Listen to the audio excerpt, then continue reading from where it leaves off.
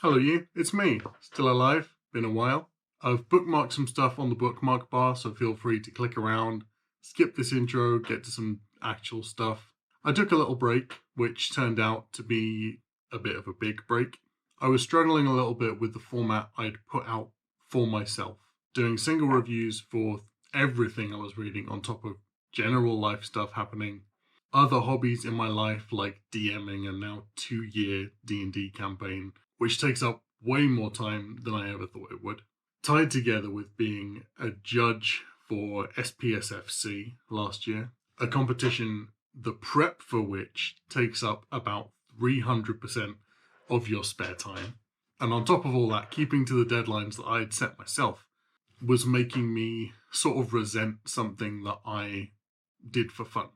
And the pressure to review everything was I think, making me read quite differently. I could feel myself turning into a person who just picks holes in things, because when you're reviewing stuff, it is much easier, I think, to be critical than to be constructive or to give praise. And there's always this background thought of who does want to watch a video that is just somebody gushing, because it's not the kind of content that I like to consume. And B, generally just not making me read as much. I will also say that this last year, I feel like YouTube and Twitter's algorithms have changed an awful lot, making people vanish from my circles who were previously very present and accessible, and I was given their content on a regular basis, are now quite hard to find. And it's sort of on the flip side of that made me feel like some of my uploads were just screaming into the void. I think the algorithms have become quite isolating for low audience content producers. And that's something I've heard from quite a few people. So I'm coming back to this thing I love with less in the way of these military expectations for myself, and a frame of mind hopefully just oriented around having a nice time with other people who like to read. The changes. I think the first thing that's going to change is, while I love doing single reviews, and I'm going to keep posting single reviews, obviously, not everything I read is going to get its own dedicated review. So there will be sporadic single reviews coming out with monthly wrap-up videos where I talk in a little bit less depth about stuff I've read that month, stuff maybe I'm excited for coming out in the future. Also maybe pepper in some end-of-month life updates for those who are interested. But if you do see something in one of these monthly wrap-up videos that you would like to hear more about, you would like to hear my thoughts on, you would like gone into in more depth, comment and let me know, because I'm happy to revisit stuff that people are interested to see and make the content that people want to consume. Second one is a minor one, and it's just that I'm not going to be doing single reviews for books in series at all, unless it's a first book, which I don't intend to read the rest of the series for. Unless it's a very short series, obviously, like a duology or a trilogy. Because I have commitment issues with series, I often leave years between reading the books and forget what's happened, find it very hard to relate events.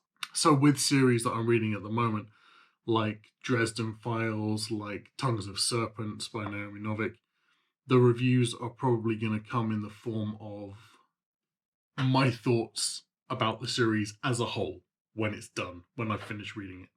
That will hopefully let me make some longer form content and do a bit of video essaying and give the whole series and its production and structure and plot the time it deserves as a single entity. In terms of reading arcs sent to me and self-pub stuff where authors reach out and ask me to review things, I will be opening my email/Twitter in January and taking on a few and just seeing how it affects the structure of the rest of my channel with this new upload structure. I have been sent a lot of amazing stuff by the book community in the past, so that's definitely something I'd like to keep doing, but we will play it by ear, I think.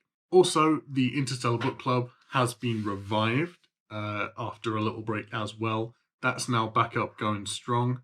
October is our 2-year anniversary of us founding the club. Very exciting. And we are going to keep up that with our monthly sci-fi reads. I will drop the link to the Discord down below, so make sure you join us there. It's really good fun. So today, just to get myself back into the swing of putting out videos and making content, I'm going to reel off the big old list of everything I've read since I last uploaded, speedrun style. And like I said before, if you're interested in any of these, let me know, because I'm happy to go back and re-explore the book, put together my thoughts in a more coherent way. This is just telling you the titles, and I'll put the covers up on screen so you can see. But here's what I've been doing since last we spoke. Wuthering Heights by Emily Bronte, The Stars My Destination by Alfred Bester, Spinning Silver by Naomi Novik, XX by Rian Hughes, Small Angels, Laura Owen, The Fifth Head of Cerberus, Gene Wolfe, The Two Towers by J.R.R. Tolkien, Gateways to Abomination by Matthew Bartlett, Cemetery World by Simak, Communion by Whitley Strieber, Swamplandia by Karen Russell, Folk Tales of the North American Indian, A Fall of Moondust by Arthur C. Clarke, The Dragon in the Sea by Frank Herbert, The Lost Metal by Brandon Sanderson, The Book of Werewolves by Sabine Baring-Gould, Fairy Tale by Stephen King, The Only Good Indians by Stephen Graham Jones, Deliverance by Jason Bray, Blood in the Mist by Hope Mirrlees, The Reality Dysfunction by Peter Hamilton, North American Lake Monsters by Nathan Ballingrid, Rendezvous with Rama, Arthur C. Clarke, The Halloween Tree by Ray Bradbury, Sacrament by Clive Barker, The Red Planet by Simon Morden, The Endless Song by Joshua Philip Johnson, Deep Wheel Orcadia by Harry Josephine Giles, The Black Locomotive, Rian Hughes, A Field Guide to Cryptid Creatures, Weird Woods, a British Library horror anthology, The Strange by Nathan Ballingrid, Tress of the Emerald Sea by Brandon Sanderson, Tales of the Unreal, Volume 1, On Stranger Tides, Tim Powers, Pornography for the End of the World by Brendan Vedito, Our Share of Night by Mariana Enriquez, Gods of Want by K. Ming Chang, Magician's Guild by Trudy Canavan, The Long Utopia by Terry Pratchett, The Soldier Who Fell from Grace with the Sea by Yukio Mishima, The Color of Magic by Terry Pratchett, The Snail on the Slope by Boris and Arkady Strugatsky, Raft by Stephen Baxter, People from My Neighborhood, Hiromi Kawakami, Dolores Claiborne by Stephen King, All Systems Red by Martha Wells, Lair by James Herbert, A Prayer for the Crown Shy by Becky Chambers, The Ha by David Sodergren, The Mountain in the Sea by Ray Naylor, The Shadow of the Gods by John Gwynne, Last Exit by Max Gladstone, which we did do as one of our Resurrection Interstellar Book Club reads, so make sure you check that out. The Signal by Mike Duke, Winter's Gifts by Ben Aronovich, The Long Cosmos, Terry Pratchett, The Mothman Prophecies by John Keel, Tongues of Serpents by Naomi Novik, Small Favour by Jim Butcher, Treacle Walker by Alan Garner, and Carrie by Stephen King. If that's not ASMR, I don't know what is. Some of these I have written reviews for already. There are about 12 of those on that list that I've just gone through, where I have written single reviews, but not filmed them yet, except for one, which you will be treated to Max from the past, with shorter hair and less eye bag. But you can expect those to go live between now and Christmas, probably. Content prepared, locked and loaded. There are a few that I'm part way through that I've started reading, and I'm kind of really struggling to motivate myself to finish because they're just so dense. But I'm determined to slog to the end and get them done. But those are Contact by Carl Sagan, Homunculus by James Blaylock, Illuminations by Alan Moore, and The Monk by Matthew Lewis. In accruing all these new books, though, I have had to up my shelf space. As you can see behind me, I can't remember if I had these extra big tall shelves in the last video I put up. But I have got a little book unhaul to do, which I'll go through now, which is going to be stuff I'm donating to local charity shops. So this is a few off of my general shelves, and a few that I've actually taken out of my physical TBR, which I really don't think I'm going to ever get around to reading because they've been sitting there for years. So these ones I'm getting rid of, and I'll tell you a bit about why. The Woods Are Dark by Richard Lehman, because I've read two things by Richard Lehman, including this one, and both I thought were just such tripe. Seemed like a really... I feel like Richard Lehman is a bit of a not as good Simon Clarke for me. I highly recommend Simon Clarke, though. Very good. Dan Brown, Angels and Demons. I like Dan Brown's standalones like Digital Fortress and Deception Point. Didn't really like this series, and I've lost Da Vinci Code. Don't know where that's gone, so get rid of that one. Don't know why it's still on the shelf. The Crow Folk by Mark Stay. I think I actually got this as an ARC, or I got a copy of the first one when the second one came out. But I tried about a chapter or two, really wasn't vibing with it. Seems quite YA. Not that that's why I didn't enjoy it, but just didn't vibe. So getting rid of it because it's been sitting there for ages. The Dark is Rising by Susan Cooper. I do want to get this series read eventually, but for some reason I only have this one in the series, and I've actually seen a nice binding collection of them all together in one book, so I'm probably going to get that instead. It's a classic staple of English folk horror for children, I think. The Last Hot Time by John M. Ford. It's got such a cool cover and it looks like so much fun, and there's an elf in a leather jacket with a machine gun, but it's just the way it's written is not my cup of tea at all.